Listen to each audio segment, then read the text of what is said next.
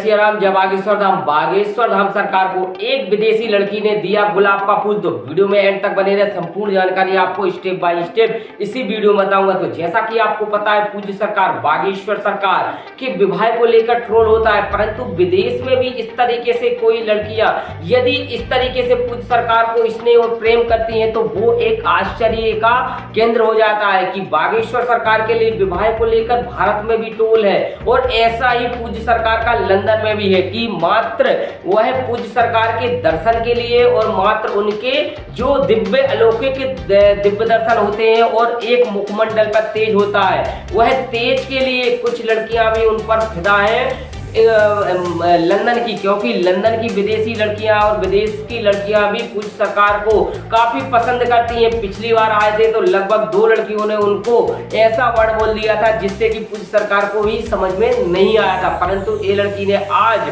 गुलाब देकर पूज्य सरकार से कहा कि मैं आपसे प्रेम करती हूँ, मैं आपसे शादी तो नहीं कहा परंतु वह स्नेह करती हूँ, प्रेम करती हूँ, इस तरीके से भड़का है। तो हो सकता है आगे भी पूज्य सरकार को कह दे कि मैं आपसे विवाह करना चाहती हूँ। तो वह पूज्य सरकार ने गुलाब तो एक्सेप्ट कर लिया, परंतु वह कह दिया बहन। तो जिस पर पूज्य सरकार को कहने लगी आई डोंट, ये क्या बोल दिया, क्या आपने कह दिया मुझसे। तो उनको हिंदी समझ में नहीं आती लंदन की विदेशी लड़कियों को। तो जैसे ये ट्रांसलेशन करके जब बताया गया कि आपको सिस्टर बोल दिया है, तो वो आप कुछ नहीं बोल पाई और अपना उदास चेहरा लेकर वह जहां पर कथा चल रही पूज्य सरकार की बैठ गई। और पूज्य सरकार को जब उसके बारे में बताया गया कि आपसे वह प्रेम करने लगी है, स्नेह करने लगी है, तो पूज्य सरकार ने कहा कि दो सिस्टर, मैं अभी विवाह नहीं कर सकता, ना ही मेरा कोई उद्देश्य है, क्योंकि पूज्य सरकार का बहुत ही काम पेंडिंग है और वह लगभग 2 से 3 काम होने के बाद फिर विवाह को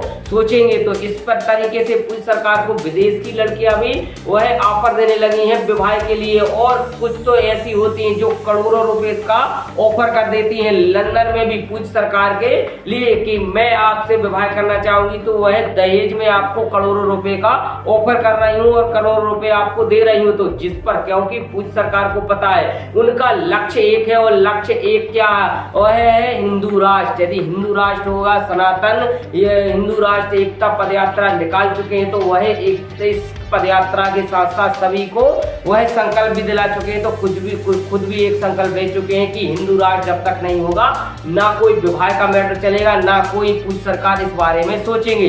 तो वह ऐसी जो लड़कियां रहती हैं जिसको वह लगभग पूज्य सरकार पहली बार पूज्य सरकार को देखती हैं, वह उनसे स्नेह करने लगती है और वह आकर्षण का केंद्र है पूज्य सरकार, क्योंकि एक बार देखती हैं, 2 बार देखती हैं, तीसरी बार में वो स्वयं एक फूल लेकर पहुंच जाती है। तो इसी के साथ वीडियो आपको अच्छी लगी हो तो वीडियो को लाइक शेयर और कमेंट करें। इसी के साथ जय श्री राम, जय बागेश्वर।